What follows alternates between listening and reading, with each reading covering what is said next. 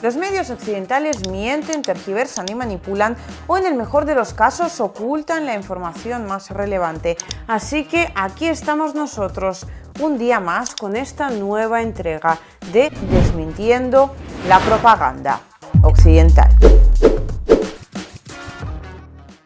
Espero que estéis preparados para este giro de los acontecimientos, porque hoy sí vamos a tener un capítulo al más puro estilo de Desmintiendo la propaganda occidental. Y es que tenía pendiente explicaros cuál era la estrategia que seguía actualmente Ucrania en lo que queda de su contraofensiva.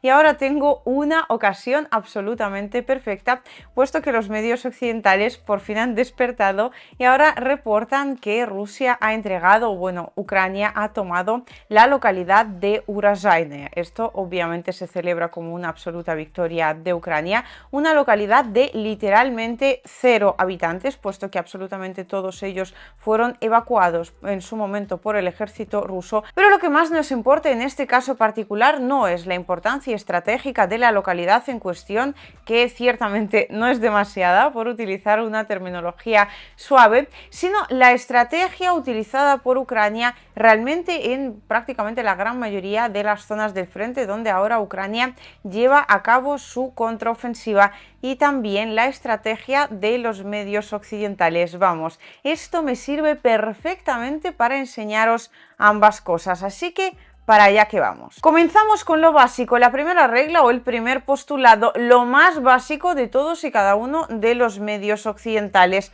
Os doy un ejemplo. Ucrania rediseña su contraofensiva y alcanza la línea Surovikin rusa. La primera regla de los medios occidentales, por lo tanto, es mentir, mentir y seguir mintiendo, puesto que, bueno, esto de que Ucrania rediseña su contraofensiva, si bien pudiera ser opinable, tras 2 meses de contraofensiva sin haber conseguido apenas resultado alguno, pero eso de que ha alcanzado la línea Surovikin es absolutamente, rotundamente falso, puesto que esa línea todavía le queda a Ucrania a un par de kilómetros por lo menos, y teniendo en cuenta que recientemente se han estado moviendo a cuestión de unos cientos de metros en bastantes días, pues se podría decir que esa primera línea defensiva podrían directamente no alcanzarla. Obviamente todo lo demás que te cuentan es propaganda y más propaganda. Esto de que Kiev perfora el primer dispositivo defensivo ruso por 2 puntos, avanza hasta hacia las fortificaciones levantadas por Moscú. Bueno,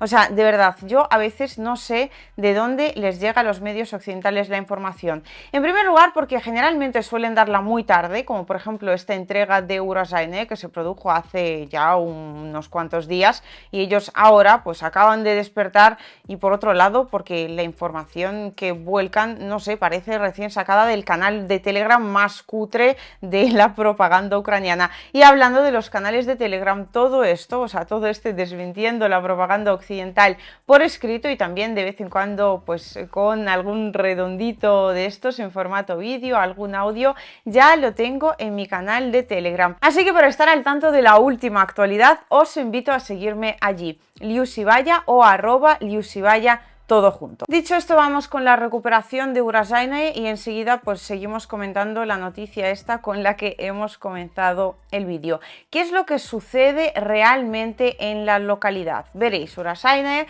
es una pequeña localidad de la República Popular de Donetsk, se podría decir que de la parte sur del frente, pues a través de la cual Ucrania quiere intentar, o sea, perforar la defensa rusa y llegar por un lado por la zona de Zaporozhye y por otro lado por esa parte de la República Popular de Donetsk directamente hacia el mar de Azov. O sea, los planes obviamente son enormes, son tremendos, de mucha envergadura, pero luego la realidad es bien diferente. En Urozhaine es cierto que se producían recientemente muy severos combates, y allí se vio, como ahora también se está viendo en Rabotino, que es precisamente una localidad del frente de Zaporozhye, esa estrategia que emplea Ucrania. Los medios occidentales no van a hablar de ella, así que os la cuento yo. ¿En qué consiste exactamente? Se trata de unos vehículos blindados de transporte personal generalmente, puesto que en el ejército ucraniano suelen cuidar bastante lo que son los equipos occidentales, así que generalmente esas pequeñas ofensivas las suelen basar sobre todo en soldados, en los cuales ya sabemos que desde Occidente no escatiman y desde Ucrania sobre los cuales sencillamente no deciden absolutamente nada. Ellos son algo así como proveedores de carne de cañón. Pues bien, se trata de grupos de unos 10-15 soldados, generalmente movilizados, a los cuales se les deja prácticamente tirados en algunas posiciones defensivas de Rusia. Ellos empiezan a atacar dichas posiciones, intentando hacerse con el control de las mismas. Mientras tanto, la artillería ucraniana empieza a trabajar y trabaja tanto contra el enemigo, que en este caso son los soldados rusos, como también contra sus propios soldados. Esta estrategia es algo que se ha denominado desde Rusia como ataques carniceros, es decir, se basan en básicamente seguir lanzando y lanzando carne humana al frente. Suena muy cruel, pero es exactamente así como sucede. O sea, si un grupo de 15 movilizados termina absolutamente reventado, o sea, deja de existir, en su lugar el ejército de Ucrania manda otro grupo de 15 movilizados y así pues acumulando cadáveres básicamente hasta la saciedad. Es precisamente por ello, en parte, por lo que Ucrania se ha movido con tanta lentitud sobre la línea del frente en esa contraofensiva que lanzó el día 4 de junio. Obviamente esto se debe en gran parte a que Rusia ha construido unas muy fuertes líneas defensivas, pero la táctica en sí es esa. Y claro, ¿cuál es el problema de la táctica en cuestión? Bueno, el problema o la idiosincrasia, según se mire, no vamos a entrar a valorar. Imaginaos que, bueno, pues están las trincheras rusas bastante bien preparadas, ahí pues se lanza un grupo, otro grupo, tercer grupo, y teniendo en cuenta que la artillería ucraniana sigue trabajando, generalmente lo que sucede es que esas trincheras terminan completamente devastadas. Entonces Rusia no va a sacrificar a sus soldados para seguir manteniendo, cosa que de hecho ahora lo veremos en los medios occidentales parecen no comprender para nada, porque escriben todo lo contrario. Bueno, de hecho escriben cosas que no tienen literalmente ni pies ni cabeza. Repito, enseguida vamos con ello. Pero claro, Rusia, teniendo en cuenta que ya se retiró en su momento de Kharkov y Gerson precisamente para preservar soldados, entonces se salvaron unos de 30 a 40.000 soldados rusos, nada más y nada menos. Hombre, mucho menos va a perder soldados cuando está además en posición defensiva ante un ataque ucraniano de una forma tan sumamente absurda como para seguir manteniéndolos en una trinchera que prácticamente ya no existe porque la artillería la ha destrozado. Pero claro, con la trinchera en cuestión, la artillería también destroza lo que es Urazaine, y por eso el título de este vídeo lleva pues esos signos interrogatorios. No es porque Ucrania no controle el territorio, que en realidad no lo controla. El territorio de Urazaine actualmente está formando parte de lo que es la zona gris. Enseguida os explico por qué.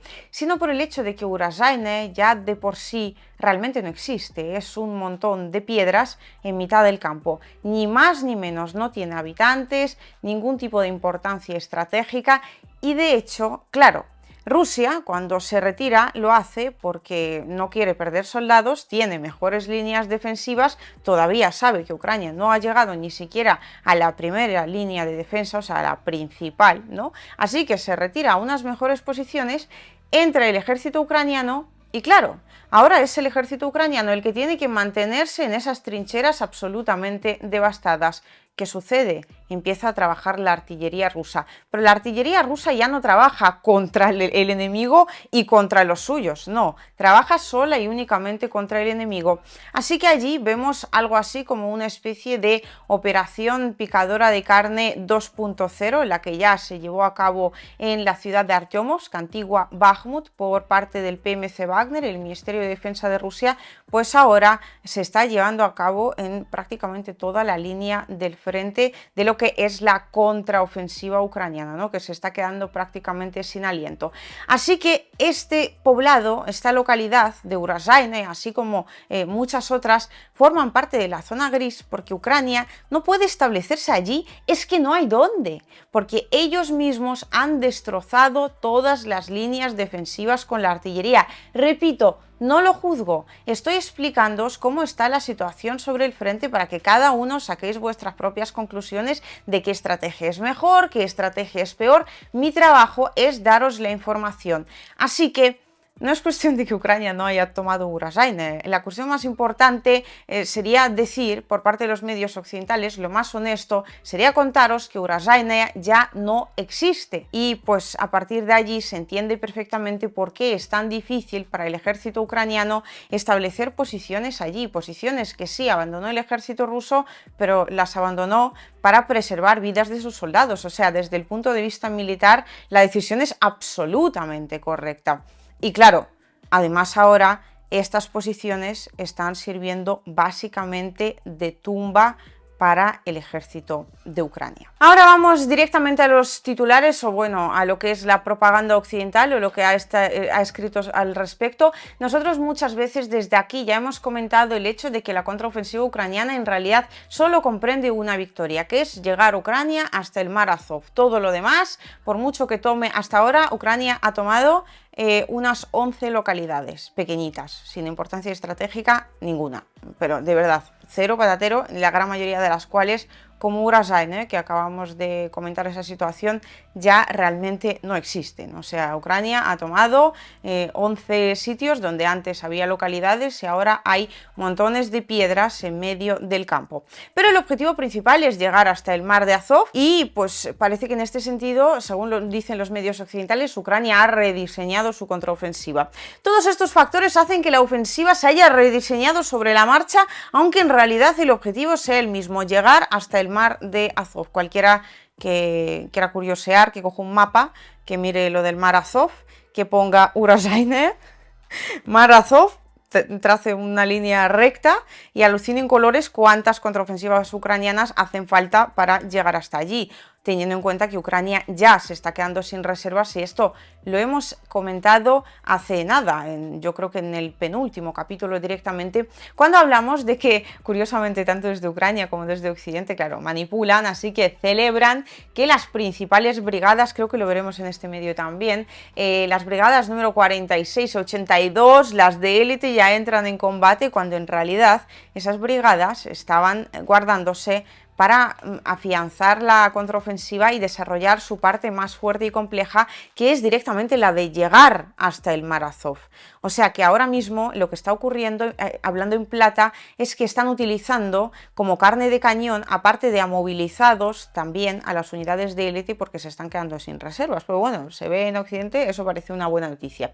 Así que bueno, llegar hasta el mar Azov y cortar en dos el corredor ocupado que une el Donbass con Crimea.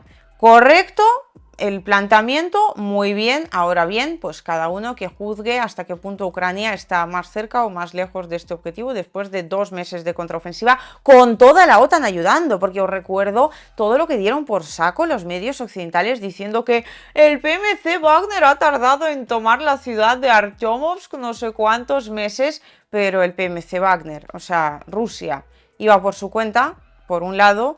Por otro, la operación consistía más en eliminar efectivos ucranianos que en tomar la ciudad lo antes posible. Y pues en tercer lugar, la importancia estratégica de Bakhmut no se puede comparar ni multiplicando por 50 las localidades que ha tomado ahora Ucrania en 2 meses de contraofensiva, repito, con todo Occidente ayudando, enviando, empujando, luchando y de todo. La parte más interesante, si hablamos de bajas, de nuevo tenemos que definir la diferencia de tácticas. Los ucranianos llevan la iniciativa ahora y el que asalta suele tener más muertos y heridos que el que defiende, pero las tropas de la Z han seguido enviando oleadas de convictos y reclutas a posiciones muy precarias, a veces en asaltos frontales grabados por drones, bajo el fuego de la artillería. También se empeñan en defender cada pueblo o aldea, incluso cuando está rodeada, como sucedió ayer con Urazhaine en Zaporilla, liberada finalmente por Kiev, mientras que los soldados rusos supervivientes corrían por una carretera bajo las bombas de racimo de Ucrania. Esta parte me encanta especialmente, como si estuvieran mandados por los, en negrita, indiferentes generales de monóculo y bigote de manillar de la Primera Guerra Mundial. ¡Ole, ole, ole y ole ahí! He salido de la clase de literatura y tenía en algún momento que mostrar, ¿no?, cómo escribo yo y cómo me desenvuelvo yo delante de un ordenador. Bueno, pues esto quería leeroslo no simplemente por echarnos unas risas, sino para que veáis hasta qué punto en unas cuantas líneas, en unas, yo que sé que hay aquí 30, pues puede haber tantísima cantidad de manipulación. En primer lugar, lo de las bajas, cuando uno ataca y el otro defiende, es efectivamente cierto. Generalmente las bajas del que ataca son muchísimo mayores, llegando a ser hasta 17 veces mayores. De hecho, en este sentido, con la toma de la ciudad de Artyomovsk se produjo prácticamente un milagro, porque el PMC Wagner, atacando, tenía menos pérdidas que el ejército ucraniano. Y creo que con esto queda absolutamente claro por qué en Estados Unidos odian tanto al PMC Wagner y por qué se empeñan tanto en destrozar su buena imagen, bueno, desde Estados Unidos y desde Occidente en general, porque es la mejor compañía militar privada del mundo. No es ninguna opinión, es un hecho. Pero la parte más interesante, sin embargo, viene ahora, donde el ejército Z asalta enviando oleadas de convictos y reclutas a posiciones muy precarias, a veces en asaltos frontales grabados por drones bajo el fuego de la artillería. Vamos a ver. Yo de verdad que a veces cuando lo leo, y lo tengo que leer porque os quiero informar y os quiero informar bien y quiero que veamos juntos qué es lo que hacen exactamente para que vosotros en el futuro también sepáis interpretar estas cosas. Vamos a ver, tú no puedes escribir en un mismo párrafo que Rusia defiende, Ucrania ataca, y que después Rusia lanza oleadas de ataques de presos hacia exactamente dónde. ¿Qué posiciones precarias? Sí, hasta yo creo que el medio occidental ya, el más occidental de los medios, mejor dicho, ya ha publicado que las líneas defensivas rusas han resultado ser muy buenas. O sea, las trincheras rusas están muy bien construidas, es precisamente por ello, por lo que Ucrania, no, o sea, el ejército ucraniano no es que sean unos inútiles, no es que sean tontos, no es que no sepan hacer la U con un canuto, para nada. Es que, vamos a ver, que es que Rusia se ha preparado mucho, es que en Occidente se han pensado que esto iba a repetirse la situación de Kharkov y de Gerson, cuando Rusia se retiró, repito, por segunda vez consecutiva, precisamente para salvaguardar a sus soldados. Pues, ¿cómo te casa eso con que de repente a esos soldados te los envía en primera fila cuando está en posición defensiva y envía soldados por alguna razón que no se sabe exactamente cuál es? O sea, tú tienes una trinchera desde la cual tienes que defender, pero no, coges a 100.000 presos y los mandas allí en una especie de ataques carniceros para hacer exactamente qué. Es absurdo, no tiene ni pies ni cabeza y no sucede así, o sea, os lo puedo asegurar. En cambio, en el lado ucraniano sí es precisamente así como sucede, no son tan oleadas, os lo he explicado ya en grupos, cómo funcionan en grupos más pequeños, pero es exactamente lo que hacen, son esos ataques carniceros. Es tremendo cómo te callan absolutamente todo en cuanto a la estrategia ucraniana, pero la estrategia rusa directamente se la inventan. Y luego, eso de que se empeñen en defender cada pueblo y aldea, incluso cuando está rodeada.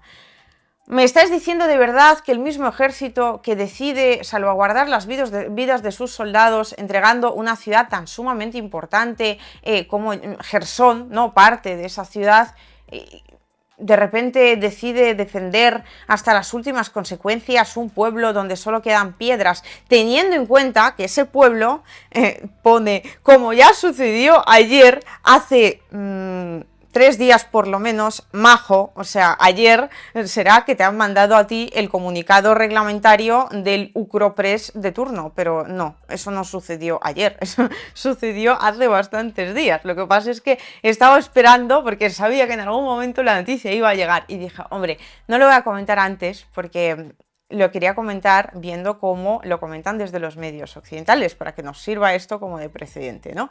Y pues no, obviamente Rusia no se mantiene en un pueblo sin importancia y se mantiene sola y únicamente con el objetivo de eliminar tantos soldados ucranianos como sea posible, pero se mantiene siempre y cuando tenga una mínima de posiciones en condiciones. En cuanto la artillería ucraniana ya trabaja de más y las posiciones ya quedan como a medio reventar, Rusia abandona las posiciones y se retira a unas posiciones mucho mejores, dejando eso al ejército ucraniano que se intenta establecer allí, y allí pues otra vez recibe oleadas de ataques de artillería, esta vez de la rusa. Bueno, y lo último en negrita ya ni siquiera lo comento porque es que no tiene nombre ni parangón. Y por último aquí tenemos este último cachito. Desde que comenzó esta contraofensiva, esos primeros días de junio hasta ahora se habían visto pocas brigadas de nueva creación armadas con vehículos occidentales, como la 65 en el eje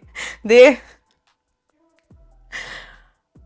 Orejov o Lviv. Estuve buscándolo mucho porque dije, hombre, a ver si se me va a escapar algún poblado. Intuía que se referían a la dirección de Orejov, que efectivamente se encuentra en el frente de Zaporozhye, pero para que veáis hasta qué punto la propaganda occidental es que ni siquiera se molesta, porque tú puedes decir que esto es una errata, pero es que es Orejov, o sea, o Lviv, es que ¿cuántas letras han fallado en la errata?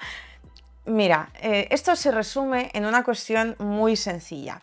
A vosotros os pueden decir cualquier cosa respecto a los periodistas independientes que decidimos informar directamente desde el lugar de los hechos, ¿no? Que se trata de propaganda y no sé qué, pues que les pagan no sé cuántos, cuando, pues, bueno, ya sabéis exactamente cuál es la realidad, no hace falta que os la explique.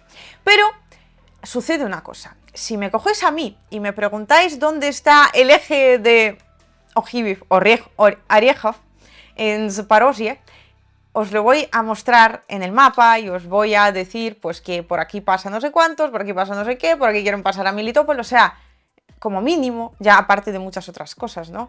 La gran mayoría de los sitios, de hecho, los conozco porque he estado allí, pero ya sin ni siquiera haber estado, al menos sé ubicar en el mapa y escribir correctamente aquellos lugares sobre los cuales os cuento algún tipo de información. Pero es que resulta que en los medios occidentales yo estoy convencida de que si yo ahora cojo del brazo al señor que escribió esto y le digo, ¿me podrías indicar en el mapa dónde se encuentra Lviv dentro de lo que es Zaporozhye? Venga, deja a Orejov en paz. Vamos a ver dónde queda lo que es la región de Zaporozhye.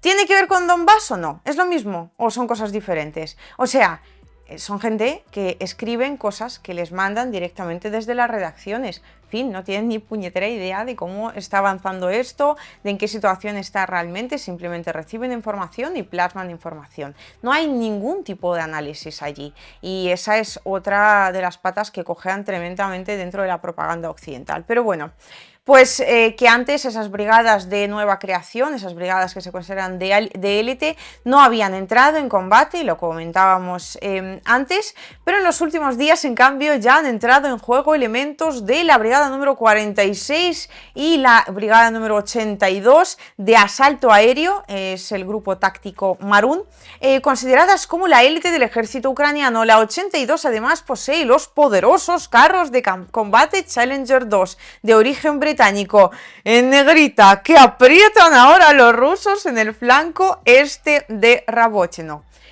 Vale, esto, claro, se soluciona muy fácilmente con una sola pregunta. ¿Por qué han entrado ahora en combate esas brigadas de élite? O lo que es lo mismo, ¿dónde están el resto de los soldados ucranianos? El resto de las brigadas de Ucrania que tenían que luchar antes de que entraran en combate esas brigadas de élite. ¿Qué ha pasado con ellas? Vamos, es que no hay que poner en negrita absolutamente nada más sobre los todopoderosos Challenger británicos, que os aseguro arderán tanto o más como los Leopard alemanes. O sea, bueno, de hecho, los vehículos blindados estadounidenses, los Striker y los Marder, ya están ardiendo en el frente, precisamente en la zona de Rabotino, precisamente con ese grupo táctico Marun de tanta élite. Pero cuando se acabe la élite, ¿qué va a hacer exactamente la contraofensiva ucraniana? Porque, claro, desde los medios occidentales se muestran súper optimistas y dicen casi que hasta Melitopol queda, pues nada, yo qué sé decirte, un par de buenas caminatas y poquito más, pero en realidad son decenas y decenas y decenas de kilómetros para llegar hasta allí. Teniendo en cuenta cómo se ha desarrollado la contraofensiva ucraniana hasta ahora, pues no sabemos qué se va a acabar antes, el armamento occidental o los soldados ucranianos, pero el territorio a cruzar, a transitar, dudo mucho que se acabe antes. Dicho esto, no tengo mucho más que añadir, simplemente quería que vierais cómo funciona esa propaganda occidental. Ah, no, sí tengo una cosa que añadir. Aquí tenemos un maravilloso titular occidental, que ya empieza a preguntarse de hasta cuándo va a poder aguantar la contraofensiva con este tipo de pérdidas. ¿Hasta cuándo Ucrania va a seguir así? 31 vehículos blindados perdidos por un solo pueblo. Se quejan los periodistas del medio alemán Bild. Efectivamente, contaron los vehículos blindados occidentales que pues ardieron esta vez concretamente en la localidad de Staramayorsk, que está muy cerca de Urazaine, la localidad que acabamos de utilizar como ejemplo, ¿no?, para explicar la estrategia ucraniana. Y bueno, pues fijaos, si estamos hablando de 31 blindados en una sola localidad, Ucrania ha tomado ahora 11 localidades en total, pues casi que muy pronto el equipo occidental se va a acabar y los soldados ucranianos tampoco están demasiado lejos de hacerlo. Dicho esto, que cada uno saque sus propias conclusiones y decida por su propia cuenta si creer a la propaganda occidental o a los periodistas independientes.